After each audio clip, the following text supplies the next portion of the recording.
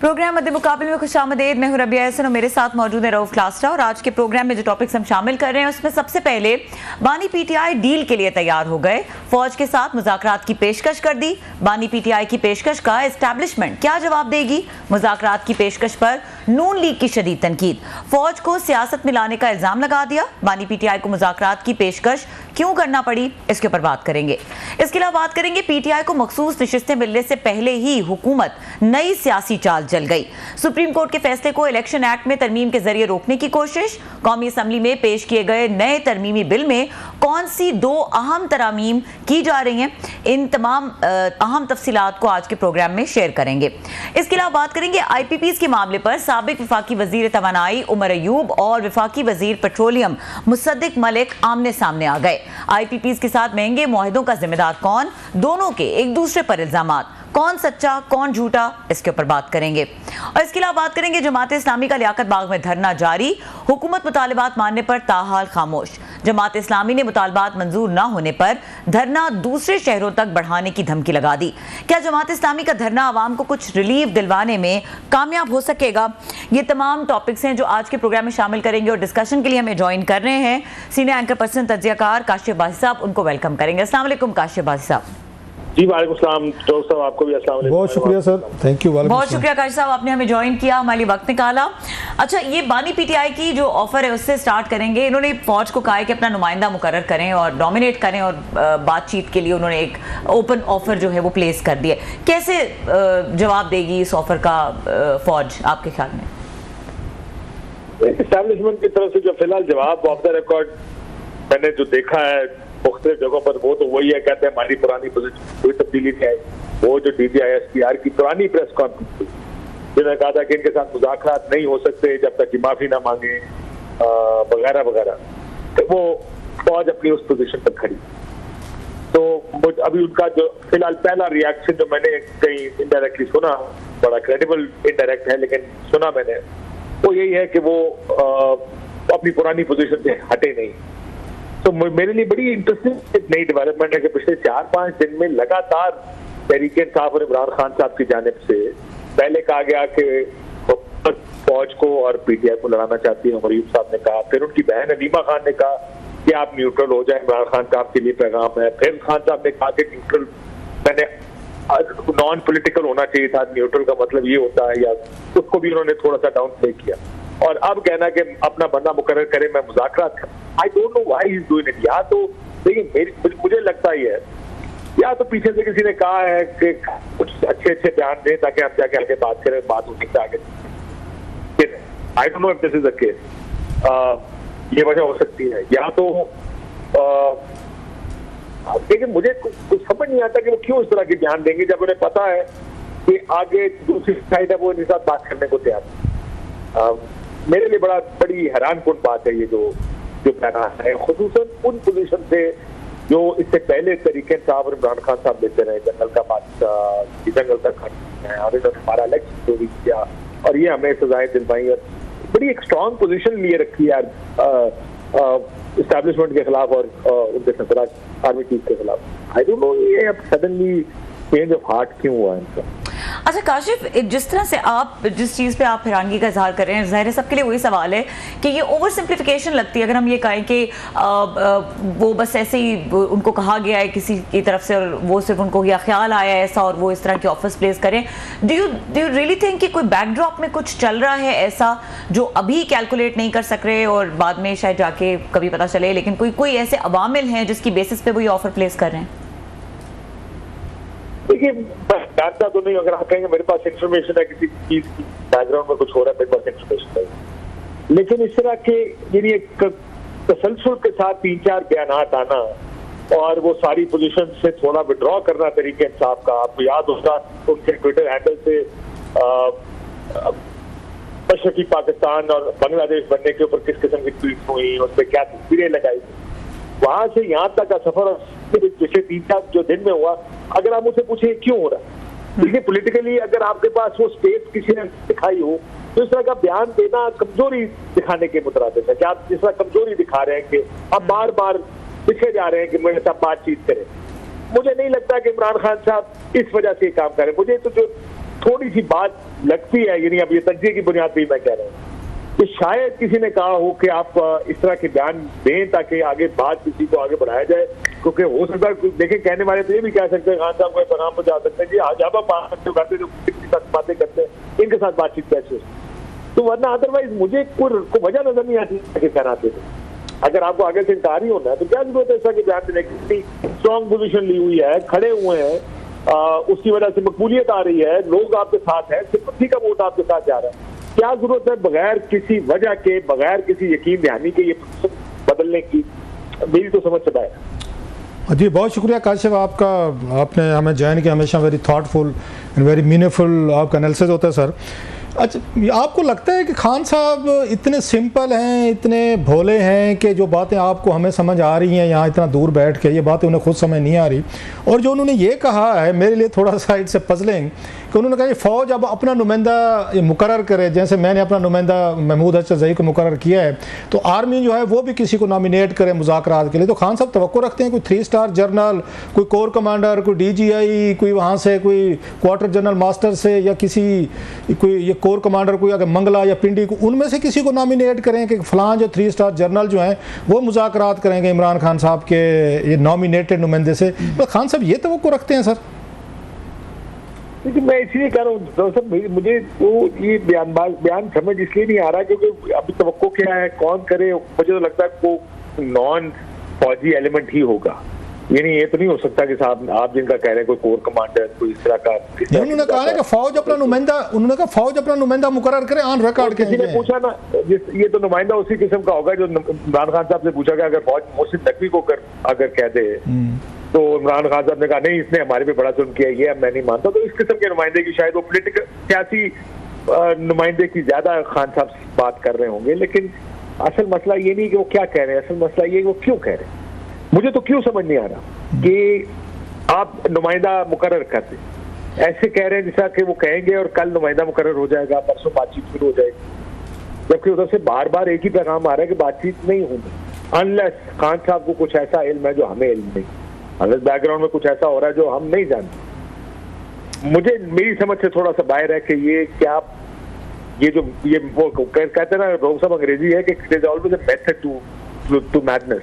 क्या इसका कोई मेथड है, कुछ हुआ है जिसकी वजह से ये सब कुछ हो रहा है? ये बगैर वजह के तो नहीं हो सकता। खान साहब बेवकूफ तो है नहीं यार, अगले ने अपनी पार्टी को फ्रॉम वो रैग्स टू रिचेस वाली बात की है कि जो पार्टी को इधर खड़ा कर दिया है। अब इतनी एक और भी हो सकता है काशिफ, आपने कहा समझ नहीं आ रही, तो मुझे याद है जवेद हाशमी साहब ने कहा था ये आसिफ अली जरदारी साहब की सियासत के बारे में कि इनकी सियासत की समझ भी किसी को नहीं आ सकती, इन पे भी PhD भी आप कर लें फिर भी समझ नहीं आएगी। तो आप इसी तरह की बात कह रहे हैं कि खान साहब की सियासत भी आप जैसे इतने मतलब 20-25 साल आपको भी होने वाले हैं ये सियासत को फॉलो करते हो, लोगों से मिलते हैं, तमाम लोगों से मुलाकातें रही हैं आपकी, आपने भी कवर किया है, पार्लियामेंट की है, फॉरेन ऑफिस की है, बहुत सारी मुलाकातें, जैसे खान साहब से भी कई दफ़ा आपकी मुलाकातें होती, हमारी भी होती थी। तो आप भी नहीं समझ पा रहे खान साहब के इस माइंड सेट को कि वो क्या कर रहे हैं? नहीं, मैं बिल्कुल बाकी मैं आपसे ऑनेस्ट ये कह रहा हूँ कि मैं इस मूव को स्पेशली ये जो पिछले 3-4 दिनों में जो सॉफ्टनेस आई है मैं समझ नहीं पा रहा हूँ कि, और मुझे बार बार मेरा ये ख्याल है कि ये नहीं हो सकता कि कोई किसी किस्म की यकीन दहानी या किसी किस्म की इसके बगैर ये सारी अच्छे बयान आ गए हों कि देखें आप न्यूट्रल हो जाएं और ये तो हमें लड़ाना चाहते हैं और ये फौज की और सबसे मकबूल सियासी जमात की लड़ाई कराना चाहती है हुकूमत। ये बयानात अब इससे हफ्ता 10 दिन 15 दिन पहले चले गए ना, आप देखें तो उससे कितने सख्त बयानात आ रहे हैं। ये मुल्क में जमहूरियत तो है नहीं, एक मार्शल लॉ है, बल्कि आज ही जिक्र किया मुल्क में तो गैर एलानिया मार्शल लॉ लगा हुआ। तो मैं उनसे बात करूंगा जिन्होंने मार्शल लॉ लगाया है, ये जंगल का बादशाह है, ये तो मुझे और मेरी बीवी को ये सजा देना चाहते हैं और अंदर रखना चाहते हैं। तो ये काफी एक डिपार्चर है उस पोजीशन से इमरान खान साहब का। और मैं फिर ये जैसे कह रहा हूँ कुछ बयानात, कुछ हालात, कुछ वाकयात देखकर आप कहते हैं सबसे समझ नहीं आ रही। अब जिस आपसे मेरी फोन पे बात होती है सर जी, अब मैं IPPs के ऊपर मुझे समझ नहीं आ रही। मैं कल ये एक्चुअली प्रोग्राम में डिस्कस करता कि यार ये सारी बहस क्यों शुरू हो गई, सॉवरेन गारंटीज है, ये कि क्या कर रहे हैं, क्यों एकदम गौर एजाज और अब तलनी धरने शुरू हो गए IPPs के। वो तो मैं कुछ चीजों की आप लॉजिक ढूंढते हैं कि इसकी लॉजिक ये होगी, इसकी लॉजिक अब सिमिलरली एज ए जर्नलिस्ट आपको किसी चीज की अगर इंफॉर्मेशन नहीं है तो आप लॉजिक के ऊपर परखते हैं कि क्या वजह हो सकती है। मुझे तो एक ही वजह नजर आती है कि किसी ने कहा हो कि आप ये बयान अच्छे दें ताकि बातचीत आगे बढ़े। काश एक और वजह भी हो सकती है, जस्ट आप और मैं थोड़ा समझने की कोशिश कर रहे हैं कि खान साहब 1 साल से ज़्यादा हो गया उनको जेल में, यह साल होने वाला है मेरा ख्याल है अगले 5 अगस्त तक। तो खान साहब को उम्मीद थी कि इतनी देर तक मुझे जेल में नहीं रख सकेंगे, फिर इलेक्शन भी जीते, पार्टी वापस भी पावर भी आई, उनकी हुकूमत केपी में बनी, यहाँ पे बहुत सारा वोट बैंक। सो खान साहब थिंकिंग कि मेरा ख्याल है फवाद चौधरी साहब ने भी कहा था किसी इंटरव्यू में, हम तो सोच रहे थे कल हमारी हुकूमत आ रही है 8 फरवरी के बाद 9 फरवरी को हम सारे लोग बाहर होंगे। तो खान साहब एक फ्रस्ट्रेशन का, एंगर का और सबसे बढ़कर मूड स्विंग्स का कुछ शिकार हो रहे हैं। आप समझते हैं जैसे आपने कहा 3 दिन पहले उनके कुछ और बयान थे, उन्होंने और बुशरा साहब ने बड़ी सख्त बातें की आर्मी चीफ के हवाले से। चौथे दिन वो कहते नहीं जनाब कि हम तो उनसे बातचीत करना चाहें। अगर बातचीत करना, मुझे अभी भी खतरा है कि 2-3 दिन बाद कोई रिस्पांस ना आया तो खान साहब फिर चढ़ाई करेंगे और फिर बड़े सख्त किस्म के बयान आएंगे। तो ये तो मूड स्विंग्स का मुझे को लगता है कोई खान साहब का इशू। देखिए मैं अगर आप मुझे ये कहें कि खान साहब थक गए हैं या कहते हैं बहुत हो गई या मैंने बाहर जाना है, देखिए इन बयानात से खान साहब को भी पता है कि जितनी कमजोरी दिखाएंगे उतना उनका बाहर निकलने का या वो रास्ते मुश्किल होते जाएंगे। क्योंकि यहाँ पर वो मरियम नवाज ने ठीक कहा था, power only talks to power साहब, वो मकबूल है, ये हम सब जानते हैं। कब तक सस्टेन हो सकता है जो मौजूदा हालात हैं जिसमें धरने चल रहे हैं, बिजली के बिल आ रहे हैं, ऐसे वक्त में उनको स्पेस देना या उनको रिस्पाइट देना, इस सियासत की मुझे ऑनेस्टली समझ नहीं आ रही। एक तो होता ना कि आपके हालात आपके खिलाफ जा रहे हैं, हालात भी आपके साथ ही जा रहे हैं, हुकूमत कुछ मैनेज करने में नाकाम, तकरीबन नाकाम ही हो रही है, तो बाहर से पैसे नहीं आ रहे, कुछ नहीं हो रहा इस मुल्क में, बिजली के बिलों से लोग तंग आए हुए हैं, यहाँ पर रोला पड़ा हुआ पाकिस्तान में बिजली बिलों का या महंगाई का। ऐसे में खान साहब अपनी कमजोरी दिखाएं, मुझे नहीं लगता कि उनको भी इतनी उनको इतना ख्याल तो होगा टाइमिंग के बारे में कि ये वक्त नहीं है काम करने। दैट्स व्हाई मैं कुछ ज्यादा कंफ्यूज इसी वजह से होता हूँ। I don't know why he's doing this. एक और तरीके से समझने की कोशिश करते हैं कि तमाम लोगों का दबाव रहता था पार्टी की तरफ से भी, खान साहब थोड़ी सी फ्लेक्सिबिलिटी दिखाएं, थोड़ा सा आप ज़रा स्लो हो जाएं, थोड़ा सा अपने आप को कंट्रोल करें, आप एक पीस इसकी सीज फायर की ऑफर करें, अच्छे बयान जो आप भी कह रहे हैं। तो खान साहब ने जो शराइत रखी है ये तो नॉन स्टार्टर है, उन्हें भी पता है कि ये बात आगे नहीं बढ़नी। चलो उन्होंने कहा जनाब कि इनकी ये जो एलिमेंट है कोई मीडिया में है या पार्टी में है या लोग कहते हैं खान साहब आप ज़रा थोड़ी फ्लेक्सिबिलिटी दिखाएं। जो शराइत तो देखें, उनकी शराइत बड़ी सख्त है। पहले ये कहना फौज अपना नुमाइंदा नॉमिनेट करे, जो मेरा नहीं ख्याल फौज कभी करेगी जनाब, दुनिया में ये इमेज है कि फौज और खान साहब के नुमाइंदे गुफ्तगू कर रहे हैं, नंबर 1। दूसरा वो कहते हैं जनाब कि हमें हमारा मैंडेट वापस किया जाए जो चोरी हुआ है, हमारी सीटें 180 वापस की जाएँ। अच्छा, साथ में कहते हैं मुकदमे हुए हैं उन पे उनको ख़त्म किया जाए, उनको रिलीज़ किया जाए कारकुनों को। साथ में कहते हैं जनाब शफाफ इलेक्शन पे हमसे बात की जाए। अब ये चारों शराइत अगर देखें तो इनमें से कोई फौज मानने को तैयार नहीं होगी, ना फौज के पास ये मैंडेट होगा कि हम ये 4 चीज़ें ठीक करके खान साहब को खुश करके इनको वापस मिले। सो खान साहब को इतना पता तो होगा कि मैं बस वो किसी ने कहा हुआ है तो ठीक है जनाब कर देते हैं। और इस तरह की शराइत कैसे पब्लिकली आप पहले से कह देते हैं कि ये हमारी शराइत है जिसने बात करनी है। अगर मुज़ाकरात होने वो तो बैकडोर चैनल जैसे आपने कहा बैठते हैं, मिलते हैं, फिर ही आप अपनी शराइत पेश करते हैं। तो खान साहब को तो पता है कि चीज़ें नहीं होनी, लिहाजा उन्होंने एक बात कह दी है सर, अगर माई अंडरस्टैंडिंग। एक तो आपने ये कहा ना कि मैंडेट फौज के पास नहीं है, मैंडेट उन्हीं के पास है। फैसला तो उन्होंने करना है कि उन्होंने बातचीत करनी है कि नहीं करनी। नहीं काशिफ, मैं ये बात सॉरी आपकी बात काट रहा हूँ। अब कल को आर्मी चीफ जो हैं वो बस शहबाज शरीफ साहब के पास जाएंगे कि सर आप इस्तीफ़ा दें, पार्लियामेंट को रैप अप करें क्योंकि खान साहब से मैंने मुज़ाकरात करने हैं और हमने नया सेटअप लाना है यहाँ पे। मतलब ये होगा आपका ख्याल, आर्मी ये करेगी या आर्मी ये चाहेगी कि जिन्होंने उनको आर्मी चीफ बनाया उनको आए उनको कहें सारा सिस्टम रैप अप करो क्योंकि खान साहब की शराइत है और हमने उनसे मुज़ाकरात करने हैं? हाँ सर, ये बात उस टाइम ठीक होती है अगर 2017 का पाकिस्तान इसमें एक मेजॉरिटी होती है, एक मुस्लिम लीग नून की हुकूमत के पास वो एक बड़ा नंबर लेकर आए होते हैं, कंफर्टेबल मेजॉरिटी होती है असेंबली में। यहाँ पर तो जिस दिन फॉर्म ये ट्रिब्यूनल बन गए जजेस के और फॉर्म 45 मंगा लिया उन्होंने, हुकूमत तो दिनों की मेहमान रह जाएगी ना, उसमें तो कोई मसला नहीं है। तो ये आर्गूमेंट तो मेरा ख्याल है एक बड़ा आसान है कि अगर इस हुकूमत को कुछ करना है ऑल या ट्रिब्यूनल बनने में। लेकिन ये बात ठीक है, ये जो आप बात कर रहे हैं कि जनाब ओवरनाइट चेंज ऑफ हार्ट तो नहीं हो सकता।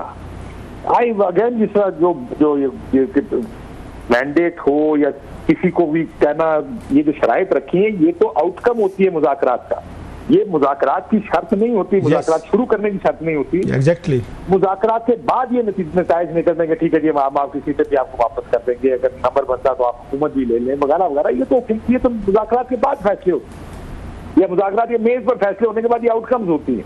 तो बड़ी यानी एक तरफ बातचीत भी करें कि बंदा अपॉइंट करें और उससे पहले सीटें वापस करें, मुकदमे खत्म करें।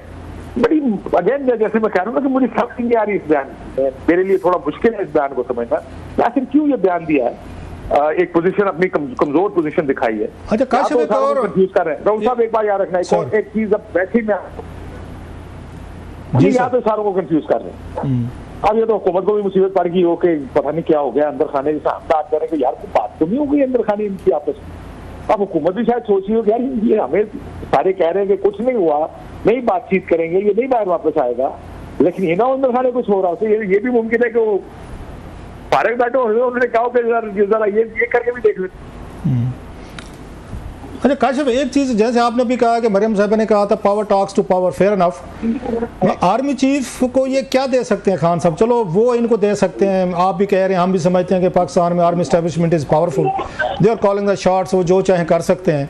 तो आज आर्मी चीफ चलिए खान साहब को मैंडेट भी वापस कर दें, इनको सीटें भी ले दें, इनके केसेस भी ख़त्म हो जाएं, इनके वर्कर भी रिलीज़ हो जाएं, इलेक्शन सब कुछ ले दें, वो मतलब देने की पोजीशन में है सपोजली, तो खान साहब उनको क्या देंगे? इनके पास क्या है उनको आर्मी चीफ को देने के लिए? इसके बगैर तो बात नहीं बढ़ेगी ना कि आप मुझे क्या देंगे।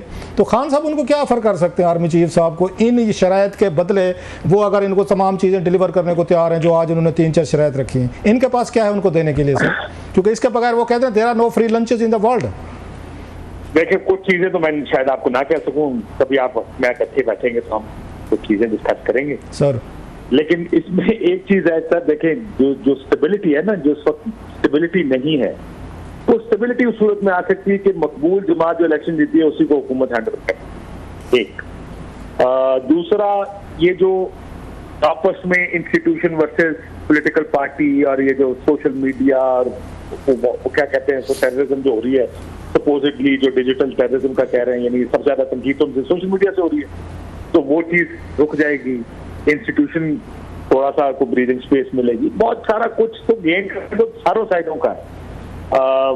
ज़ाहिर वो प्रेशर भी आप देखें ना, प्रेशर तो हर किस्म के होते हैं। ये 21वीं सदी है, इसमें सोशल मीडिया का प्रेशर भी है और पब्लिक जो क्लेम है उसका प्रेशर भी है। तो ये वो है तो टू वे ट्रैफिक, मतलब तो बहुत कुछ जा सकता है दोनों साइडों पर, टेक अवेज का, लेकिन क्या ये हो पाएगा? मुझे बड़ा मुश्किल लगता है कि ये हो पाएगा। अच्छा आपने कहा कि वो सोशल मीडिया पे तनकीद होना, बुलिंग होना, ट्रेंड होना, गाली गलौच होना, वो रुक जाएगी, फेयर इनफ। तो अगर वो ये सारा कुछ करते हैं तो कल को फिर शहबाज शरीफ साहब, मरियम साहबा, नवाज शरीफ साहब, फिर बिलावल साहब, फिर ये जरदारी साहब, ये तो 4-5 लोग ये फिर शुरू हो जाएंगे इस मुल्क में। तो इधर से बंद होगा, उधर से होगा तो वो शुरू हो जाएंगे। और दूसरा खान साहब के हवाले से तो ये आता है मोस्टली कि खान साहब इसी तरीके से डरा के सोशल मीडिया टीमें यूज़ करके, गाली गलौज करा के, ट्रेंड चला के, वो अदलिया हो, वो मीडिया हो, जजेस हों, पॉलिटिशियंस हों या मुखालफिन फौज, तो इसी तरीके से लोगों को मजबूर कर देते हैं कि टेबल पे हैं और मेरी बातें माने नहीं तो मैं ये सारे ट्रेंड और फिर सोशल मीडिया और सब कुछ ये शुरू हो जाएगा। ये तो समझा जाएगा कि बुली करके आप किसी को ला रहे हैं, ये मुज़ाकरात पर ला रहे हैं अपनी मर्जी की चीज़ें मनवाने के लिए, और वो मानेंगे इस तरीके से?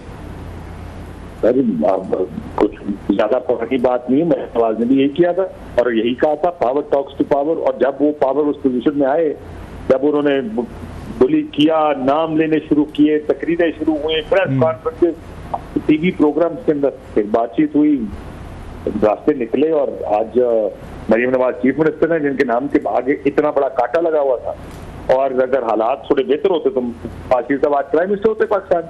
तो ये कोई ज्यादा पुरानी बात नहीं, ये तो एक महसूस की बात थी ना कि क्या दिया जा सकता है। आपने क्योंकि ये कहा कि क्या दिया जा सकता है, मैंने कहा एक पोलिटिकल स्टेबिलिटी दी जा सकती है, जो कि इस मुल्क में मईशत को सबसे बड़ा मसला पोलिटिकल स्टेबिलिटी का। आज मुझे बताएं सिंगल सबसे बड़ा मसला क्या है? वो है महंगाई। ये बिजली के बिलों पर धरने पड़े हैं लोग, बयानबाजी, रोज की बयानबाजी है कि गरीब एक भाई ने अपने भाई को मार दिया क्योंकि उसने आधा बिजली का बिल नहीं दिया। कल मुझे परसों को बताया था पिंडी में एक और बंदे ने खुदकुशी कर ली क्योंकि बिजली का बिल नहीं दे पा रहा था। यही मसाइल है ना आज सबसे बड़े मसले। नहीं काजी, आप कह रहे थे स्टेबिलिटी, आप कह रहे हैं कि स्टेबिलिटी, यस आवाम को, आपको, हमें लोगों को चाहिए। ये मतलब सियासतदानों को तो स्टेबिलिटी ये सूट नहीं करती, ये तो कन्फ्लिक्ट पे, डांग सोटा, यहाँ पे मतलब ये लड़ाई झगड़े गाली गलोच पे थ्राइव करते हैं सर। ये कब से आपका ख्याल है तीनों चारों मुल्क में स्टेबिलिटी आ जाए तो सियासतदान किधर जाएंगे सर? ये क्या है, ये कहाँ से खाएंगे, कहाँ से इक़्तिदार लेंगे, कहाँ से लोगों का वोट लेंगे? इनको तो स्टेबिलिटी सूट नहीं करती, इन तीनों ये पोलिटिकल पार्टीज को, आपको, हमें आवाम को सूट करते। इसलिए एक पावर में आते तो दूसरे शुरू होते हैं, दूसरा आते तो तीसरे शुरू हो जाते हैं सर। ये तो तीन, आप इस मुल्क में 3 वज़ीर आज़म बनाए तो फिर शायद स्टेबिलिटी आ सकती है बॉस। सब असल तो मेरा ख्याल है मीडिया को भी स्टेबिलिटी सूट नहीं करती। मैंने आपके शो में कहा था, if you remember, that's what I exactly said in your show. आपने कहा ना कि ये वाली बात है सर जी, हमें भी सूट नहीं करती, हमारी दुकानें बंद हो जाएंगी, हमारा रोजी रोटी चली जाएगी अगर ये आराम से बैठ के इन्होंने तल्लुकात ठीक कर लिया और कोई स्टेबिलिटी ले है। ये तो मीडिया को भी नहीं सूट करती सर, आपने ठीक कहा। ये बात ठीक है, लेकिन फिर भी बात हो रही थी कि बात ये थोड़ी होती कि पॉलिटिशियंस को सूट करती है। ये बात आपकी ठीक है कि रिसीविंग एंड पे कौन होगा। अच्छा, आज ये कौमी असेंबली में सर कॉम्प्रोमाइजेस किए, अपने वोट बैंक तबाह किए। यस, आज अगर इनको डंप कर दिया जाए तो सबसे ज्यादा रिसीविंग एंड में तो ये होंगे, सबसे ज्यादा शोर तो ये डालेंगे। ऐसे ही है। लेकिन शायद इनको कोई थोड़ा बहुत बयानिया भी मिल जाए वापस आने का, यू नेवर नो। अच्छा, इनके जनरल साहब के हम देख रहे हैं कि 16 महीने समथिंग रह गए हैं, तो क्या वो 16 महीने में ये काम करने की कोशिश करेंगे जैसे जो जनरल बाजवा साहब ने कोशिश की थी कि नवाज शरीफ साहब के साथ दोबारा तल्लुकात ठीक करें और उनको वापस लेकर आए, पावर में आए, PDM हुकूमत बनी, उन्होंने मतलब नो कॉन्फिडेंस मोशन वगैरह सब कुछ लेके, तो मौजूदा एस्टैब्लिशमेंट ये करने की कोशिश करेगी कि जाते जाते जनाब हम जो हैं खान साहब से तल्लुकात ठीक करके जाएँ और वही जनरल बाजवा साहब वाला रूट ले लें? या आपको लगता है कि नहीं, जनरल आसिम जो हैं, he is a different personality, वो नहीं करेंगे, he won't make अगर न्यू एनिमीज, जो पुराने एनिमीज है उन्हीं से डील करते हुए जाएंगे, न्यू एनिमीज नहीं बनाएंगे जैसे जनाब बाजवा साहब ने कोशिश की थी नवाज शरीफ साहब के केस में? लेकिन हालात बड़े मुख्तलिफ है ना जी। जो 2017-18 और उसके बाद हुआ और जो 2024 में हुआ, ये तो एडवर्सेरियल रिलेशनशिप जो है दोनों साइड की, वो बड़ी मुख्तलिफ है, उसकी नौयत बड़ी मुख्तलिफ है। उस वक्त की एडवर्सेरियल रिलेशनशिप ज्यादा शायद कुछ उसमें कोई एक एलिमेंट मोहब्बत का था, लाना है, उनको निकालना है, उनको बाहर किया, यूनियन इलेक्शन हुकूमत बन गई, उनको पाकिस्तान से बाहर भेज दिया गया था 6 महीने साल बाद, और कहा गया कि आप भी खामोश है, हुकूमत चल रही। यहाँ मामला बहुत पर्सनल नजर आता है। yes. यहाँ पे तो वो ऑप्शन ही नहीं नजर आ रहा कि किसी तरह कोई हालात बेहतर किए जाए। मेरा नहीं ख्याल है कि उस तरफ मुझे बात जाती नजर आ रही है। तो इमरान खान साहब के लिए कोई रिलीफ है के अंदर, क्योंकि वो हेट्रेड या हेट्रेड तो शायद ज्यादा सख्त लफ्ज हो जाएगा, शायद ठीक भी हो, तो गुस्सा बहुत है एस्टैब्लिशमेंट की साइड पर खान साहब के लिए, फॉर व्हाटएवर रीजन। तो इस वजह से मुझे तो रिलीफ बड़ा मुश्किल नजर आ रहा है। तो दोनों सूरत हालों में फर्क पड़ा है कि उस वक्त बाजवा साहब ने जो कुछ कर दिया, उस वक्त उन्होंने कहा कि आप जो करना था वो अचीव कर दिया, इनको जाने। लेकिन क्या आपको लग रहा है कि इमरान खान साहब बाहर आ रहे हैं, उसमें इमरान खान साहब की अपनी पर्सनैलिटी का भी एक वजह है कि वो डील करने को तैयार नहीं, और शायद ठीक वजह है कि नहीं डील करनी चाहिए। मुझे तो लगता है इस तरह के बयान भी नहीं देने चाहिए तो, लेकिन क्योंकि वो डील नहीं करना चाहते, तो इस तरह की कोई डील नहीं करना चाहते कि ठीक है जी मैं बाहर आके खामोश बैठ जाऊंगा, इनको 2 साल हुकूमत करने दें, फिर देखते हैं क्या होता है। इस वजह से इनके साथ बातचीत भी मुश्किल। बहुत शुक्रिया सर जी, बहुत शुक्रिया, थैंक यू वेरी मच। काश शिवासी हमारे साथ मौजूद थे, एक्सक्लूसिव गुफ्तगू कर रहे थे, और यहाँ पे वक्त हुआ ब्रेक का। ब्रेक के बाद बात करेंगे IPPs के मामले पर, जो उमर अयूब और मुसद्दिक मलिक के दरमियान इल्ज़ामात एक दूसरे पर उन्होंने लगाए कि ये इसके दौर में मुआहदे हुए, इस पे इसने दस्तखत किए, इसके ऊपर थोड़ी बात करेंगे कि असल में कौन सही कह रहा है और कौन गलत कह रहा है, और इसके अलावा धरने के हवाले से कुछ बात करेंगे कि इसके आउटकम्स क्या निकलते नजर आ रहे हैं। इस ब्रेक के बाद हमारे साथ रहिए। वेलकम बैक क्लास साहब। बिफोर वी डिस्कस IPPs का जो मामला है, ये जो मखसूस नशिस्तों के मामले पर हुकूमत ने एक मूव किया है, now this is very important, क्योंकि इजलास होना था, स्केड्यूल था 5 अगस्त के लिए, उसको आज बुला लिया गया, और इलेक्शन एक्ट में तरमीम का 2 अहम तरमीम हैं जो करने का बिल जो है वो मूव किया गया। सो बताइए क्या 2 तरमीम है और किस तरह से ये रिजर्व सीट्स को थोड़ा कम कर सकते हैं? आपको याद होगा तो इन्होंने फैसल वाडा साहब ने हमारे प्रोग्राम में लास्ट वीक मेरा ख्याल है उन्होंने बात की थी, उन्होंने कि कोई सीटें इनको नहीं मिलनी, बड़ा क्लियर उन्होंने क्लियर कहा था। और ये फैसल वाडा साहब की अक्सर ये स्टोरीज, खबरें या प्रोडिक्शन पूरी होती है, 99% उनका सक्सेस रेट है। तो क्योंकि अगेन वो एस्टेब्लिशमेंट से करीब समझा जाता है और कभी उन्होंने इस बात को छुपाया भी नहीं है कि जी मैं कोई उनके वो नहीं हूँ, करीब नहीं हूँ, या उनको पहले से बातों को पता होता है, जिस पर बहुत सारे लोग जो हैं फिर डाउट्स भी क्रिएट करते हैं। जनाब के फैसल वाडा साहब को पता था, इसका मतलब है चीज़ें पहले से तय थी, हो रही थी। सो उन्होंने कहा था जी पीटीआई को कोई सीटें नहीं मिल रही, ना खवातीन की मिल रही हैं, तो ना इनकी पार्टी दोबारा रिवाइव होनी है, बला बला चीज़ें। आज उसका पहला हमने एक उसका ट्रेलर देख लिया कि उन्होंने वो बिल लेकर आए हैं, तो उससे बड़ा क्लियर है कि हुकूमत इस वक्त सुप्रीम कोर्ट के साथ लड़ने को तैयार है। अच्छा। और उसमें जो बड़ा एक अहम पार्ट है कि जो नए चीफ जस्टिस है मंसूर अली शाह साहब, जिन्होंने बनना है कुछ अरसे में, ये उनके साथ लड़ी जा रही है। अब ये काजी फैज़ ईसा साहब तो इनके साथ थे, या उनकी राय तो इनके साथ थी, अभी उसे डिटेल जजमेंट तो आई नहीं है। सो अभी से एक फ्यूचर लड़ाई एक पिक कर रही है हुकूमत, जैसे इनकी उमर अताब बंदयाल साहब से लड़ाई हुई थी, इससे पहले जाएँ तो इनकी उनसे चीफ जस्टिस खोसा साहब से भी हुई थी, और फिर आपको साकिब निसार साहब से उनसे भी हुई थी, पीछे जाएँ तो उस चीफ जस्टिस सजाद अली शाह साहब से भी हुई थी। सो एक रिकॉर्ड है जो मुसलसल हमें PML नवाज़ का नज़र आता है। अगरचे PML नवाज़ की अपनी एक रीजनिंग होगी, वो ये कहते हैं जनाब के जजेस हों, जर्नल हों या दीगर लोग हों, जब ये सियासी तौर पर एक्टिव होते हैं और साइड्स लेते हैं तो फिर हमें भी कुछ ना कुछ करना पड़ता है। ये उनके एतराज़ आते हैं। और बंदयाल साहब पे मतलब तनकीद भी होती थी, बंदयाल साहब के कुछ ऐसे फैसले अच्छे भी थे, कुछ क्वेश्चनेबल उनके फैसले भी थे जो उन्होंने किए थे। सो ये बड़ा, अब ये जो फैसला है जैसे मैंने कहा, ये उनके लिए उन्होंने लिखा है मंसूर साहब अगेन जी, वो हैं, वो उसको उस मेजॉरिटी साइड पे थे। काजी साहब जो हैं वो माइनॉरिटी साइड पे थे, 8-5 के था। सो ये बड़ा एक, अब इस पर वो कैसे रिएक्ट करते हैं, सुप्रीम कोर्ट इस फैसले को कैसे इम्प्लीमेंटेशन करवाती है। इमरान खान साहब के लिए, उनकी पार्टी के लिए तो ब्लो है ऑलरेडी, और 5-6 उस पर महाजों पे फंसे हुए हैं, एक और नए महाज पे फंस गए। वो तो बहुत सारे खुश थे सारे, वो तो अपने उन्होंने मेरा ख्याल नाम भी दे दिए थे, मुबारकबादें भी हो गई थी, खवातीन की लिस्टें भी उनकी फाइनल हो गई थी, इलेक्शन कमीशन ने भी कर दिया था। सो इलेक्शन कमीशन तो अब कहेगा जी हम क्या करें, उधर वहाँ बिल आया हुआ है वहाँ पे। और जो अमेंडमेंट्स हैं, जिस तरह एक है कि जो आज़ाद उम्मीदवार हैं वो एक पार्टी को एक दफ़ा पार्टी ज्वाइन कर सकते हैं, कोई दोबारा नहीं कर सकते। और इसी तरह जो खवातीन की हैं कि अगर किसी पार्टी ने अपनी तरजीही लिस्टें नहीं दी तो वो अब नहीं दे सकती। सो ये जो तरमीम है ये इनफ है? मेरा ख्याल है अब इस मुल्क में वो कहते हैं ना कि आपने अगर बले बले करानी है, वाह वाह करानी है, तो वही बात करें जो लोग सुनना चाहते हैं। लोग क्या सुनना चाहते हैं कि भाई सुप्रीम कोर्ट का फैसला है, खान साहब के साथ ज्यादती हुई है, उनकी पार्टी को वोट मिले हैं, जो मिले भी हैं, अक्सरियती पार्टी है ये, उनके साथ ज्यादती हुई है, उन्हीं की सीटें थी, नहीं लड़ने दिया गया, झंडा ले गया, पार्टी ले गया, चेयरमैन ले लिया गया, बल्ला बैट सब कुछ उन्होंने छीन लिया। और उन्होंने वहाँ पे उनके घरों पे छापे भी हुए, वीगो भी डाले भी गए, घरों उनको अगर उसके पास ज्यादतियाँ हुई, जुल्म जेलों में, सब कुछ वो उनकी बात ठीक है, सारी बातें उनकी ठीक है, आई एग्री विद देम, ज्यादतियाँ हुई और हम भी इस पर बात करते रहते हैं। एक कानूनी बात है, कानूनी बात क्या है, कानून में कहीं ये दोनों चीज़ें नहीं लिखी हुई, आइन में जो आपने भी दोनों कही हैं। 3 दिन का लिखा है कि कोई इंडिपेंडेंट बंदा आता है तो 3 दिनों में उसने कोई नई पार्टी ज्वाइन करनी है, या फिर उसके बाद लिस्टें उस वक्त देनी है जो आपने दी हैं या नहीं दी। सुप्रीम कोर्ट कह रही है कोई नया आइन बनाया गया है जिस पे हुकूमत का ये पॉइंट ऑफ व्यू है कि ये नया आइन है, हुकूमत इन्होंने खुद से उसको राइट कर दिया है, खुद क्लासेस ऐड कर दिए हैं कि वो लोग जो ऑलरेडी उसमें एक पार्टी ज्वाइन कर सकते या कर चुके हैं, उनको दूसरी पार्टी ज्वाइन करने की इजाज़त है।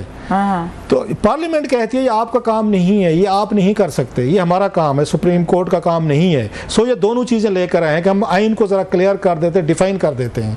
वो ये कह रहे हैं क्योंकि इनके साथ ज्यादती हुई है लिहाजा कंपनसेशन की जाए, मतलब है उस सुप्रीम कोर्ट कह रही है कि आपने इनके साथ ज्यादतियां की हैं, हमारी इंटरप्रिटेशन ठीक नहीं की जो जजमेंट की थी, जिसमें मैंने भी कहा था भाई सब कोई अगर चांद पे तो इलेक्शन कमीशन रहता नहीं था, जब इलेक्शन हो रहे थे इंटरप्रिटेशन आपकी गलती हो रही थी, अगर गलत हो रही थी, आपको पता था कि गलत हो रही है तो बुला लेते या एक छोटा सा आपको कॉमेंट कर देते प्रोसीडिंग के दरमियान। वैसे भी तो रोजाना हम यहाँ दर्जनों कॉमेंट्स हम सुनते रहते हैं, कॉमेंट ये भी उसमें कर सकते थे जनाब कि आप उस पर इंटरप्रिटेशन ठीक नहीं हो रही, आपने चुपके से होने दिया।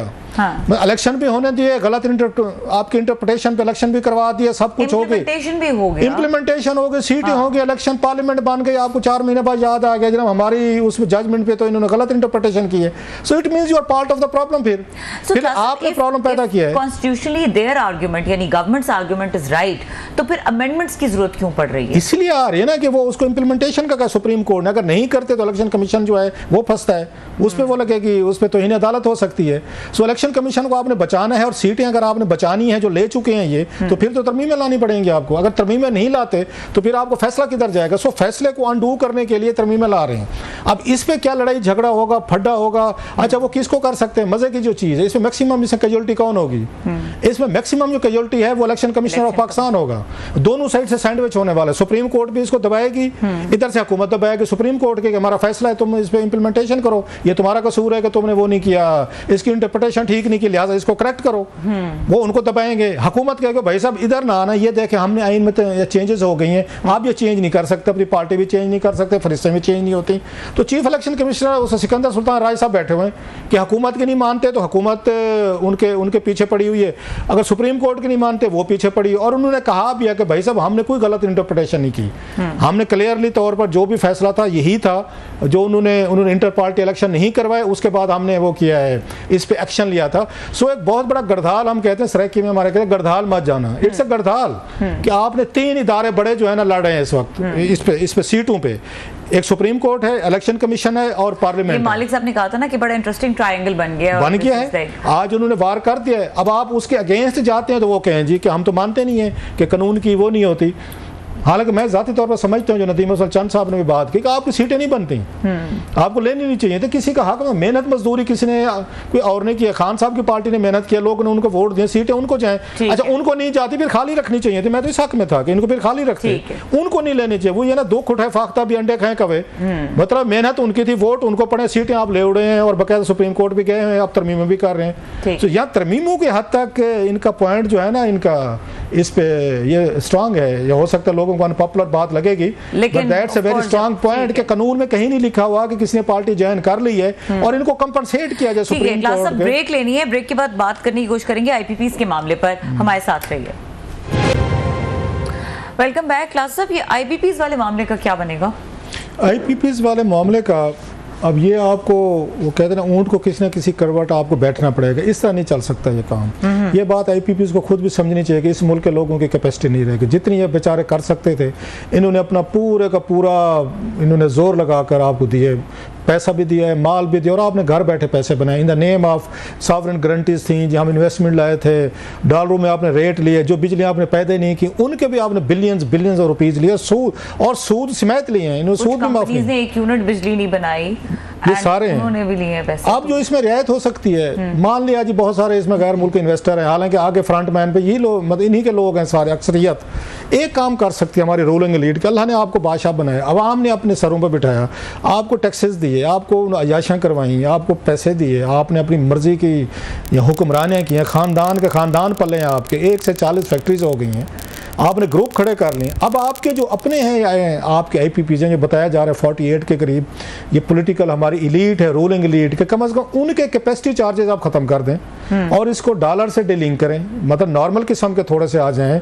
तो ये अगर कुर्बानी दे सकें कि लोगों ने आपको अपने सरों पर बिठाया, हुक्मरान बनाया, बादशाह बनाया, इतनी कुर्बानी आप दे दें, इतना पैसा क्या करना है आपने? मतलब मुझे समझ नहीं आती। ठीक है, एवरीबॉडी नीड्स मनी, हर किसी को पैसा चाहिए, ज़्यादा चाहिए, लेकिन इतना भी नहीं चाहिए बंदे को कि आप मतलब बिलियन अंपायर्स की अंपायर आप खड़ी कर रहे हैं और पैसा कमाई जा रहे हैं। सो हुक्मरानों को अगर ये चाहते हैं, और ये नहीं चाहेंगे, मैं वैसे आइडियलिस्टिक बात कर रहा हूँ, ये वो इनकलाब फ्रांस की तरह जैसे वहाँ पे मलका और बादशाह को फांसियां लग गई थी, ये मतलब है it's a very terrible story. Reason भी है ना क्लास साहब, क्योंकि वोटर उनका नहीं है, तो वो उनके लिए क्यों सोचेंगे? नहीं, वोटर नहीं सोचेंगे तो फिर ये इस तरीके से काम नहीं चलता। 60 रुपए पे आपके मतलब पर यूनिट पे, 80 रुपए ये पर यूनिट पे इंडस्ट्रियल, उसके लिए ये नहीं चल सकता। मुल्क भी नहीं चल सकेगा, लोग भी नहीं दे सकेंगे। मतलब 60 रुपए पर यूनिट जो अभी बताया जा रहा है, और ये बढ़ना है आगे, तो ये नहीं चल सकेगा। सो ये फिजिबल भी नहीं रहेगा। फिर आप सोलर पे जाने दें, फिर लेकिन आप कहते हैं हमने सॉवरेन गारंटीज की हुई हैं, so something has to be done. इन्हीं के करनी पड़ेगी जिनके अपने आईपीपी से हुक्मरानों के हैं जी, इनके दोनों पार्टीज के लोगों की हैं। ये कुर्बानियां दें जरा थोड़ी सी, अदरवाइज कोई हल नहीं है इसका। इस वक्त प्रोग्राम का वक्त खत्म हो गया। देखने के लिए शुक्रिया, इजाजत दीजिए, अल्लाह हाफिज।